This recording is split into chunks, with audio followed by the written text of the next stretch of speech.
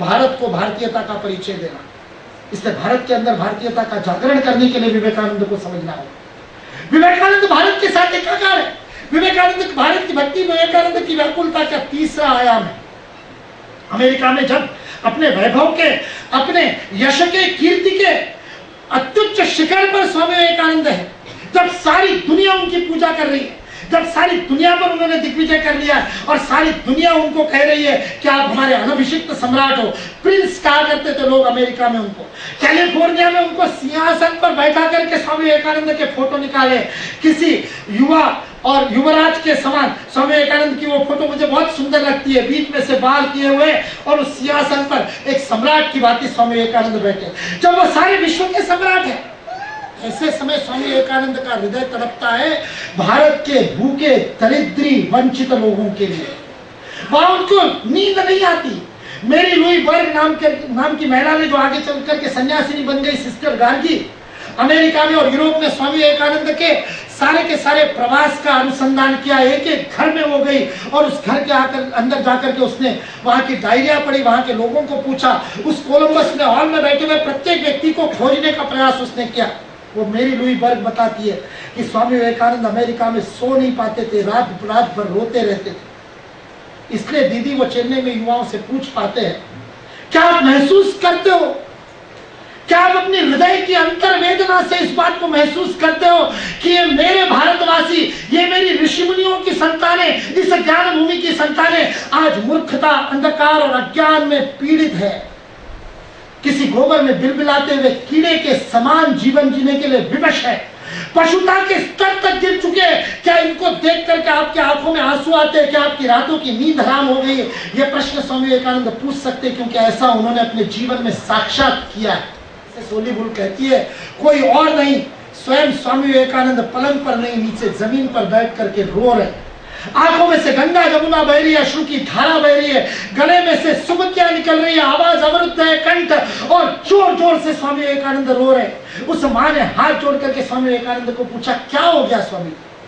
कोई त्रुटि रह गई, कोई व्यवस्था में कमी रह गई, आपके बिस्तर में कोई कमी है, भोजन में कुछ गड़बड़ हो गई, कुछ बीमारी है, डॉक्टर को बुलाओ, क्या हो गया? स्वामी विवेकानंद ने कहा, नहीं मां, तूने तो इतनी अद्भुत सुविधा दी, इतनी अच्छी व्यवस्था की है, लेकिन इस गद्दे पर सोया नहीं जाता, इस मखमल के गद्दे पर कांटे चुभते हैं मां, क्योंकि जब यहाँ सोता हूँ तो पूरे भारत में घूमते समय देखे हुए मेरे भाई बहन मुझे याद आते हैं, जिनको सोने के लिए ऐसा मखमल का गद्दा तो क्या, घास की शैया नहीं मिलती, माँ धरती को बिछा करके सोते, आसमान की चादर ओढ़ते, उन मेरे भारतवासी भाइयों को याद करके मैं रो रहा हूँ। यह विवेकानंद का वास्तविक स्वरूप है, भारत के साथ एकाकार। क्या अपने घर से साइंटिफिक हॉल में आते समय सड़क के किनारे किसी चाय की टपरी पर खड़े होकर के चाय पीते समय वहां कोई चिंटू पिंटू सोनू मोनू आपके गिलास को लेकर के दिन भर धोते हुए उसकी उंगलियों की त्वचा छड़ गई हो, पूरी तरह से गल गई हो, ऐसे सोनू मोनू को देख करके कभी आपकी रातों की नींद खराब हुई?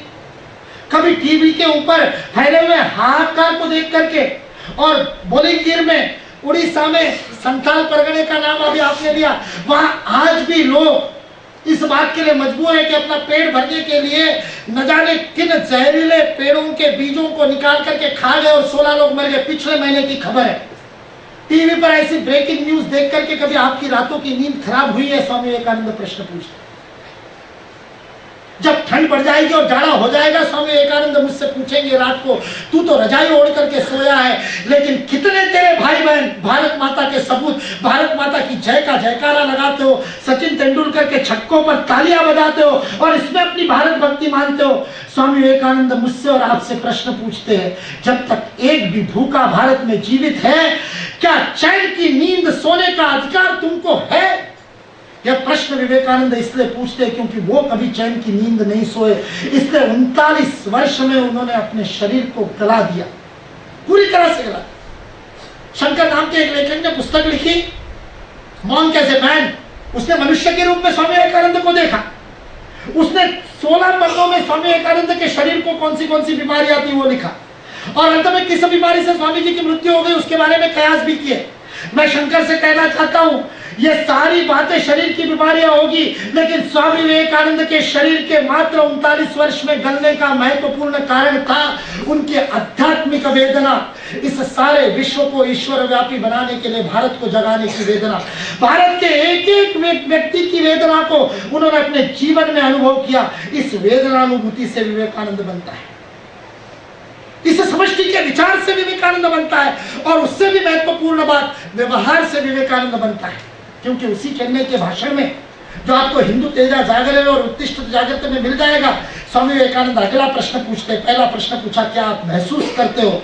वो कहते हैं यदि आप महसूस करते हो तो आपने देशभक्ति की एक सीढ़ी चढ़ी है।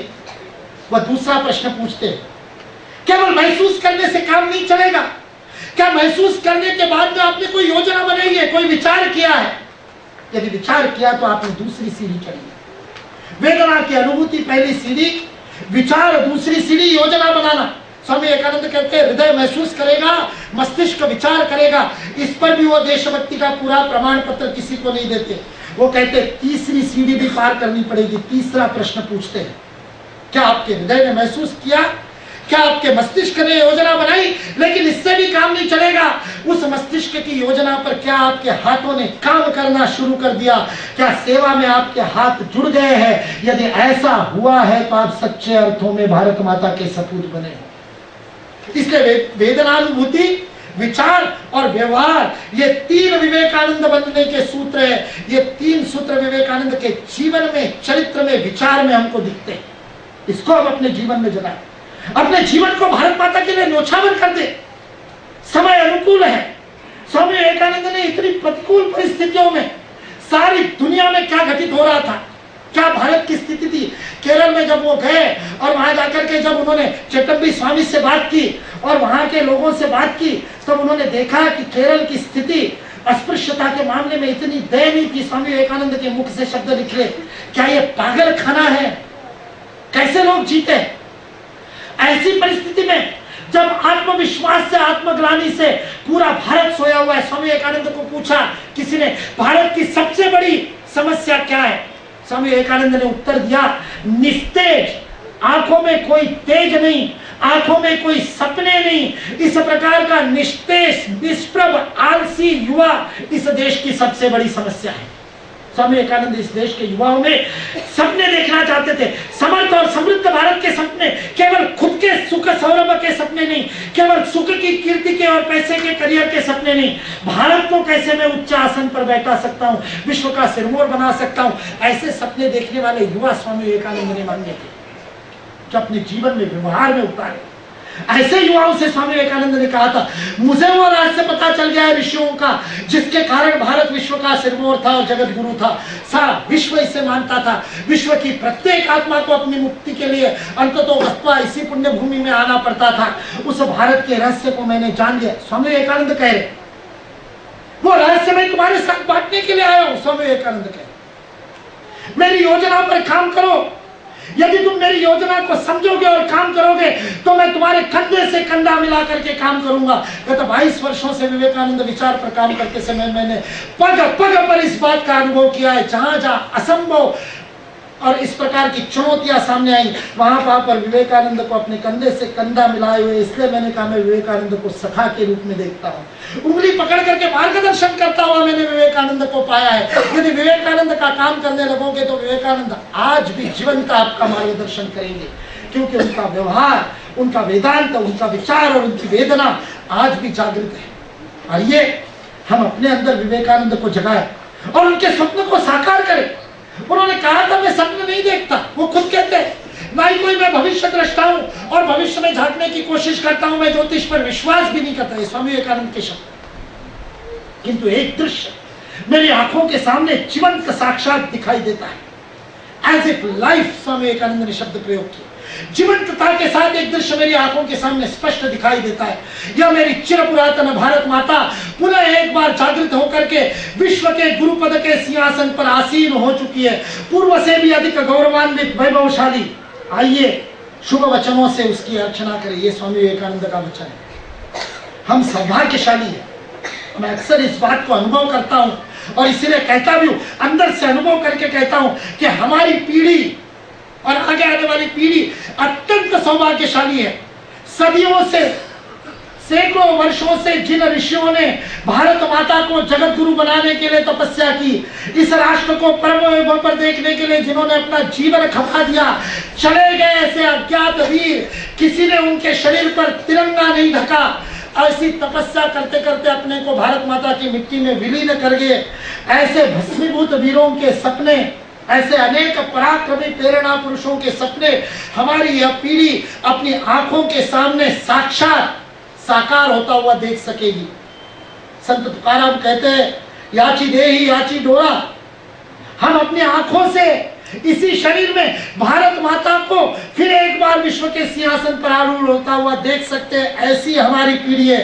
अरविंद, विवेकानंद और उससे पूर्व के अनेक ऋषियों का स्वप्न और उसके लिए जीवन खपा देने वाले दधीचियों का, अनेक नव दधीचियों का निर्माण इस राष्ट्र ने किया है। लोगों ने खपा दिया। सेवा के कितने प्रकल्प चलते हैं, वनवासियों के बीच में लाखों प्रकल्प आज चल रहे हैं। अनेक लोग अनाम वीरों के भांति जंगल में जाकर के, अरुणाचल में, अंडमान में वनवासियों के बीच में, यहाँ गढ़चिरौली में वनवासी के बीच में सेवा का कार्य कर रहे हैं। अपने सारे सुख सुविधा को त्याग करके अपने भाइयों के साथ उस आनंद को प्राप्त कर रहे हैं जो सेवा से ही मिल सकता है, अपने आप को गलाने से ही मिल सकता है। आज भारत जाग उठा है। आज उस संभावना को हम साक्षात होता हुआ देख सकते हैं। समस्याएं चारों तरफ दिखती है, समस्याएं नहीं है ऐसी स्थिति नहीं, समस्या है। भारत में भारतीयता चरचर है, भारतीय में राष्ट्रीयता दुय्यम हो गई, राष्ट्रीयता का महत्व नहीं है। वास्तविकता में कई स्थानों पर तो राष्ट्रीयता गुनाह हो गई, अपराध हो गई है, यह वास्तविकता भी है। लेकिन दूसरी ओर अपनी समस्त संभावनाओं को उंडेल करके यह समाज जागृत हो गया। शासन न जगाओ, सत्ता न जगी हो, न उस प्रकार का कोई व्यवस्था का निर्माण हुआ हो, लेकिन ये समाज जागृत है, आज भी जागृत है। बहुत कुछ नहीं करना है, जो इस समाज का मूल तत्व है उस मूल तत्व को उजागर करना है। मैंने बात जहां से शुरू की थी वही इस युग का आह्वान है।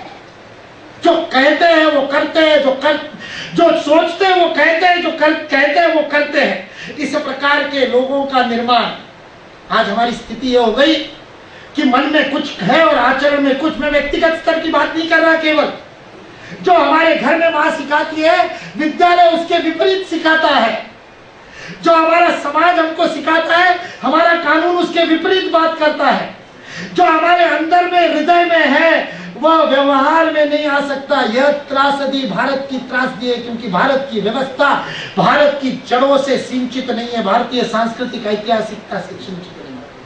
केवल इतना सा परिवर्तन करना है, जो अंदर से लगता है उस पर काम करने लगो। विवेकानंद तो यहां तक जाकर के कहते हैं, जब हृदय और मस्तिष्क के बीच में लड़ाई हो जाए तो हृदय की बात मानना, अपने अंदर से जो आवाज निकले उसको मानना। करना केवल इतना ही है, अंदर से भारत माता जो खुलाचे भर रही है उसको अपने जीवन में अभिव्यक्त हो जाने दो। अपनी वेशभूषा में, अपने विचारों में, अपने व्यवहार में उतार लो। यह भारत विश्व का सिरमौर है, जगत गुरु है। केवल विश्व को इसकी प्रचीति हो जाएगी कब? जब हमको इसकी प्रचीति हो जाएगी।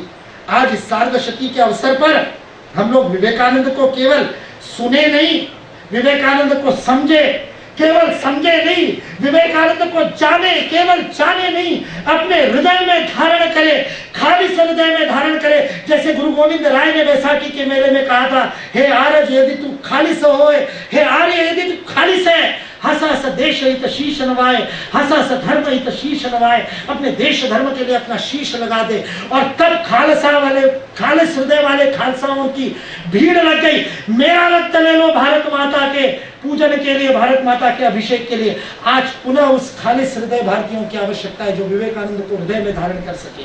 केवल हृदय में नहीं, अपने व्यवहार में विवेकानंद को उतारे। विवेकानंदमय हो जाए, सारे युग को विवेकानंदमय बना दे। सारे भुवन मंडल में विवेकानंद के केवल नाम की नहीं, विवेकानंद के पराक्रम की, विवेकानंद के व्यवहार की, विवेकानंद के कर्म की गूंज उठा दे। तब हमने वास्तविकता में सार्धशती को मनाया है, ऐसा हम कह सकेंगे। 150वीं जयंती है, हम में से कम 150 तो निकले यहाँ साइंटिफिक हॉल में से, जो कह दे कि आने वाला 1.5 साल स्वामी विवेकानंद के लिए भारत माता को दे दिया, बाकी सारे विचार बाद में। नौकरी पानी नौकरी, करियर, शादी, बच्चे, कुटुंब होता रहेगा, सारा जीवन पड़ा है, आने वाला 1.5 साल तो भारत माता के लिए दे दिया, ऐसे कहने वाले स्वामी विवेकानंद को जीवन में उतारने वाले 150 युवा निकले तो मैं समझूंगा कि आधे घंटे का समय दिया था, 1 घंटे से मैं अपनी व्याकुलता को आपके सामने व्यक्त करने का प्रयत्न कर रहा हूं, झोली फैला करके खड़ा हूं। कबीरा खड़ा गांव में, इसी हॉल में मैंने 2 साल पहले कहा था, कबीरा खड़ा बाजार में, लई लखुटिया हाथ, जो घर फूके अपना चले हमारे साथ। हमने 22 साल पहले भूख करके निकल चुके हैं, आपसे भी आह्वान है, आइए इस भारत माता की सेवा के आनंद पथ पर हम सब भी पथिक बने। तब यह यशकीर्ति फाउंडेशन में जो एक महत्वपूर्ण संकल्प लिया, उसका यश भी होगा और कीर्ति भी होगी और सार्धशती की सफलता भी होगी। इस विश्वास के साथ अपनी वाणी को विराम देता हूं। जय हिंद, जय भारत।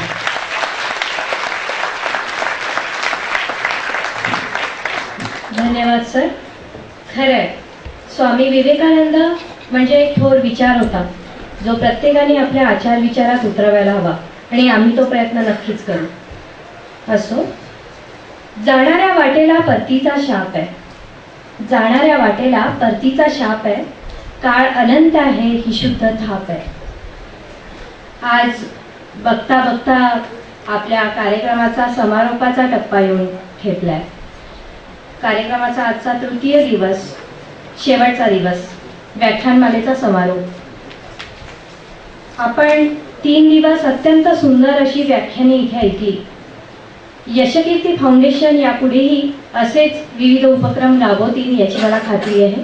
त्यांच्या विविध उपक्रमांसाठी मी शुभेच्छा देते आणि यापुढचे सूत्र आभार प्रदर्शनाचे श्री सुनीलजी निंगडे सर यांच्याकडे सोपवून आपली इथेच रजा घेते। गो विज्ञान अनुसंधान केंद्र देवलापार नागपुर द्वारा आयोजित मर्यादा पुरुषोत्तम भगवान श्री राम जी की असीम अनुकंपा से परम पूज्य संत प्रवर श्री विजय कौशल जी महाराज के श्रीमुख से श्री राम कथा दिनांक 10 से 16 जनवरी 2013 समय शाम 3 से 6 बजे, स्थल रेशमबाग प्रांगण नागपूर। माणूस आहोत आपण, माणुसकीने वागूया, जाती धर्माचे भेद सारे पाताळी गाडूया, माणसात देव आहे सांगून गेले स्वामीजी, बुद्ध राम रहीम यात आहेत सदा सांगती स्वामीजी। यशकीर्ती फाउंडेशन तर्फे आयोजित त्रिदिवसीय स्वामी विवेकानंद व्याख्यानमालेचा आजचा शेवटचा क्षण। आजच्या कार्यक्रमाचे अध्यक्ष माननीय संजयजी खोडे साहेब यांचे मी मनपूर्वक आभार मानतो। मुख्य अतिथी माननीय मनीषजी गायकवाड यांनी या कार्यक्रमाला उपस्थित राहून कार्यक्रमाची शोभा वाढविली, म्हणून मी त्यांचे आभार मानतो। आजच्या कार्यक्रमाचे मुख्य वक्ता माननीय डॉक्टर वंदना खुशलानी मॅडम यांनी आपल्या मधुर वाणीने वंचितों के स्वामी विवेकानंद या विषयावर प्रकाश टाकला, त्याबद्दल मी त्यांचे मनपूर्वक आभार मानतो। तसेच स्वामी विवेकानंद जीवन संदेश या विषयावर ज्यांनी ओजस्वी वाणीने प्रकाश टाकला आणि पूर्ण वातावरण विवेकानंदमय करून टाकलं, असे प्रमुख वक्ता माननीय मुकुलजी कानिटकर यांचे मी मनपूर्वक आभार मानतो। मंचावर उपस्थित सर्व मान्यवर, रामकृष्ण मठाचे स्वामीजी, तसेच इथे उभे असणारे स्वामीजी, त्याच प्रकारे हा हॉल उपलब्ध करून देणारे माननीय गडीकर साहेबजी यांचे सुद्धा मी मनपूर्वक आभार मानतो। या व्याख्यानमालेच्या यशस्वीतेकरता पुष्कळ लोकांनी आम्हाला सहकार्य केलेले आहे। त्यामध्ये माननीय गजेंद्र बालपांडे साहेब, तहसीलदार भंडारा, माननीय अवंतिका राऊत मॅडम, चाटे कोचिंग क्लासेसचे डायरेक्टर, गजानन कोचिंग क्लासेसचे डायरेक्टर माननीय अवंतिकाजी राऊत मॅडम, त्याच प्रकारे या कार्यक्रमाला सहकार्य करणारे, आम्हाला नेहमी मदत करणारे माननीय अजयजी निलधावार, माननीय अनिलजी सामरे, माननीय संजयजी बोंद्रे, माननीय श्रीकांतजी आगलावे, माननीय सोमदत्तजी करंजेकर, माननीय प्रशांतजी वलीकर, तसेच मीडियाचे सर्व पत्रकार वृंद, तसेच या कार्यक्रमाला व्हिडिओ शूटिंग करणारे कॅमेरामॅन अतुल बुधेजी, नरेंद्रजी हुरे, त्याचप्रकारे सिलिकॉन इन्फ्रास्ट्रक्चर ग्रुपचे कार्यकर्ते, त्याचप्रकारे UCL चॅनल, यशकीर्ती फाउंडेशनचे सर्व सदस्य, तसेच प्रत्यक्ष व अप्रत्यक्षरित्या ज्यांनी आम्हाला सहकार्य केलं अशा सर्व मान्यवरांचे मी इथे मनपूर्वक आभार मानतो. व्याख्यानाला गर्दी नको परंतु दर्दी हवे असे आपण सर्व दर्दी श्रोतावृंद, ज्यांच्यामुळे खरोखरच या व्याख्यानमालेला शोभा आली, आणि म्हणून मी आपल्या सर्वांचे मनपूर्वक हात जोडून आभार मानतो. या कार्यक्रमाचे संचालनकर्त्या डॉक्टर मृणाल भट, मधुरा भट यांनी तिन्ही दिवस पूर्ण अभ्यासपूर्ण संचालन केले, म्हणून मी त्यांचे सुद्धा आभार मानतो. सुरुवात करताना गीत गायक करणारे आनंदजी किटकळू यांचे सुद्धा मी आभार मानतो. मनातल्या कोपऱ्यात खूप काही साचून होते, बोलायचे खूप होते, पण बोलायचेच राहून गेले. काळ असाच सरत गेला, निरोपापर्यंत येऊन गेले, खूप खूप मनातले मनातच राहून गेले. पुन्हा एकदा मी आपणा सर्वांचे मनपूर्वक आभार मानतो. धन्यवाद. प्रमाणावर जातं, कारण की वक्त्यांची निवड करतेवेळी आम्ही त्यांच्यासोबत बसलो आणि असे डायमंड 4 दिवस 4 वक्ते आपल्याला मिळाले. म्हणून एकदा आपण अनिलजी सामऱ्यांसाठी आणि अजयजी निंदावारांसाठी जोरदार टाळ्या वाजवूया अशी इच्छा व्यक्त करतो. यानंतर वंदे मातरम.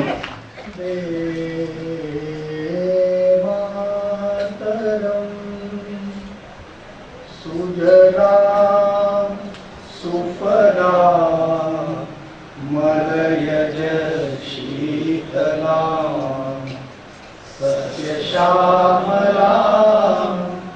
मातरम वंदे मातरम. शुभ्रज्योत्स्ना पुलकितयामिनी कुसुमित द्रुमदल शोभिनी सुहासिनी सुमधुर भाषिणी सुखदा वरदा मातरम वंदे मातरम. कोटि कोटि कंठ तल तल निनाद करारे, कोटि कोटि भुजई द्रुत खर कर वाले, अबला ए तो बले बहुबल धारिणी नमामि तारिणी रिपुदल मातरम वंदे मातरम.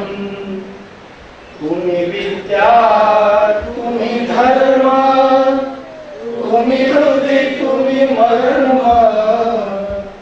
त्वं हि प्राण शरीरे बाहुते तुम्ही मा शक्ती, हृदये तुम्ही मा भक्ती, तो मारई प्रतिमा गढी मंदिरे मंदिरे मातरम वंदे मातरम. त्वं हि दुर्गा दश प्रहरण धारिणी, कमला कमल दल विहारिणी, वाणी विद्या दायिनी, नमामि त्वां नमामि कमलां